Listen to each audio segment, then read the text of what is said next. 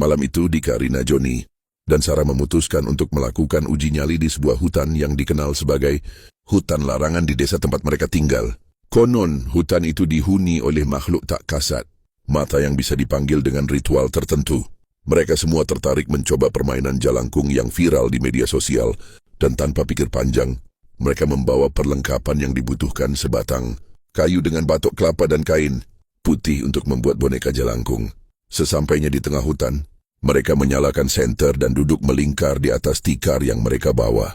Udara dingin menusuk kulit, dan suara jangkrik serta dedaunan yang berdesir oleh angin membuat suasana semakin mencekam.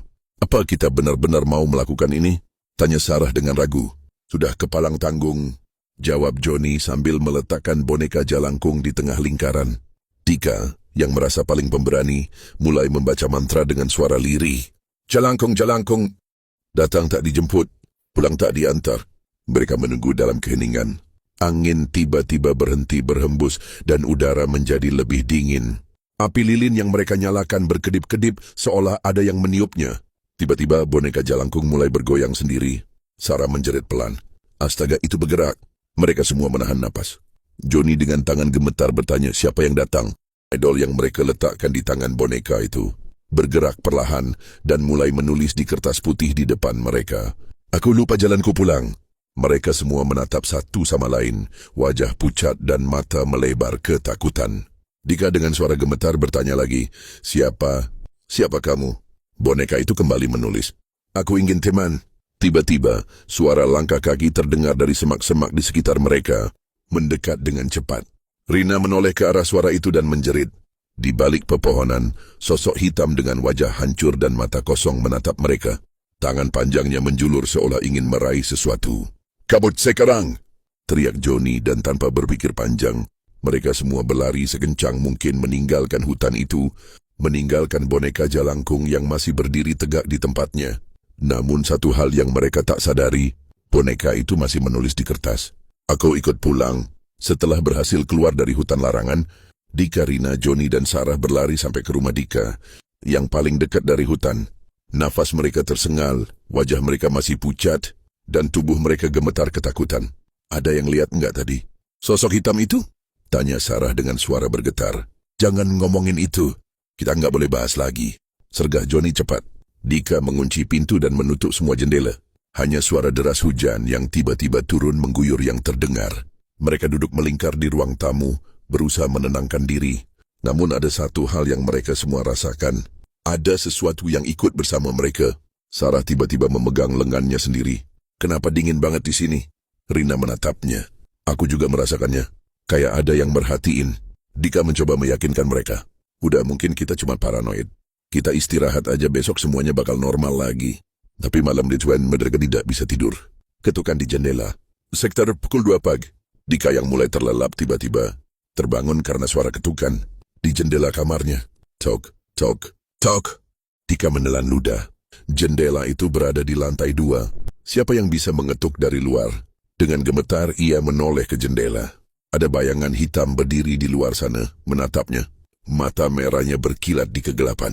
Dika langsung menarik selimutnya dan memejamkan mata berusaha mengabaikannya. Namun ketukan itu semakin keras. Tok, tok, tok. Tiba-tiba ponselnya bergetar. Sebuah pesan masuk dari nomor tak dikenal. "Kalian lupa sesuatu." Dika membeku. Dengan tangan gemetar ia mengetik balasan. Siapa ini? Tak sampai 5 detik pesan baru muncul. "Aku sudah ikut pulang." Mata Dika melebar. Tangannya gemetar saat mengetik. "Apa maksudmu?" Pesan terakhir masuk. "Aku ada di kamarmu." Dika langsung menoleh ke ujung kamar. Boneka jalangkung itu berdiri di sana. Teror tak berhenti. Dika menjerit sekeras mungkin, membangunkan semua orang. Langsung terkejut melihat boneka jalangkung itu berdiri sendiri di pojokan kamar. Sarah langsung mundur. "Gimana bisa? Kita ninggalin itu di hutan." Rina mulai menangis ketakutan. "Kita nggak boleh main-main sama ini. Kita harus balikin boneka itu ke tempat asalnya." Mereka pun sepakat membawa boneka itu kembali ke hutan larangan malam itu juga, meskipun rasa takut masih mencekam. Dengan senter dan berbekal keberanian yang tersisa, mereka kembali ke hutan.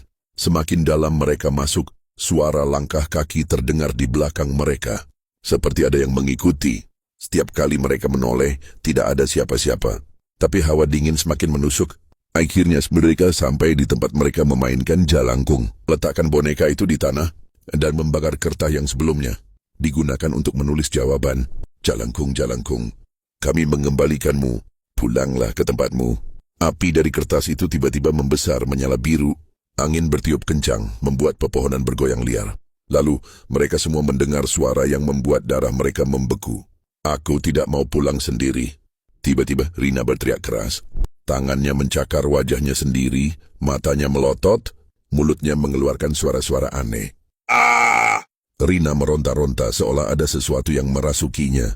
Johnny dan Sarah mencoba menahan tubuhnya, tapi tenaga Rina begitu kuat.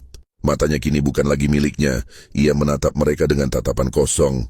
Bibirnya menyeringai lebar. Dika segera mengambil air doa yang ia bawa dari rumah dan menyiramkannya ke Rina. Seketika tubuh Rina terlempar ke belakang, jatuh ke tanah, lalu diam tak bergerak. Angin berhenti bertiup. Suasana kembali sunyi. Johnny memeriksa Rina, yang kini sadar kembali dengan wajah kebingungan. Apa yang terjadi? Dika menarik napas dalam. Kita harus pergi sekarang. Mereka pun bergegas meninggalkan hutan. Saat mereka sampai di jalan besar, Sarah menoleh ke belakang. Di bawah cahaya bulan, sosok hitam tinggi dengan wajah hancur itu masih berdiri di sana, menatap mereka dengan tatapan haus. Dan di tangannya ia memegang boneka jalangkung yang kini tersenyum. Tamat.